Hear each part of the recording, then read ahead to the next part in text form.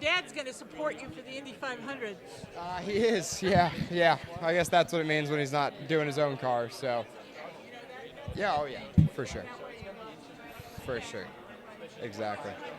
Help him with his driver and back and forth. Yeah. Absolutely. So I think it'll be a special experience. So how was your first experience at St. Pete? It was good. I'm happy to get it behind us. I think there were definitely some nerves.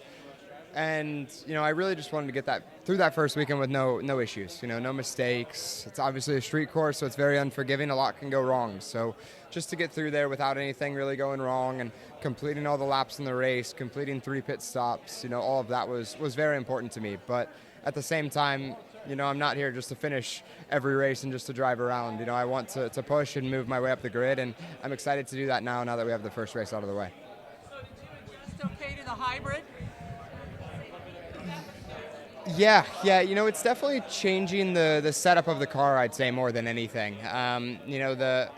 The hybrid deployment itself, you kind of figure that out pretty quickly, but it changes the overall balance with the extra added weight and all of that, and just trying to figure out what the car likes now and what setup changes it takes to is probably the biggest thing. Do you have any time here at this track? Because the next... Yeah, so I tested here back in January, which is actually going to prove to be very beneficial because this is one of basically the only tracks that I haven't been to on the calendar, this in Long Beach. So just to have done a day at it is pretty important. I think will help a ton for this weekend and especially today. I don't know yet. The race last year, it was interesting because it wasn't really, a proper race. So I think a lot of the excitement and everything for this year will come in the strategy, especially with the tire dag and all of that. In the exhibition last year, you saw some people trying to save and do whatever, but you didn't really have any actual pit stops or anything like that. So I think that'll shake it up. The pit in and pit out look a little bit interesting, so that could add some drama as well. You like this being a points race?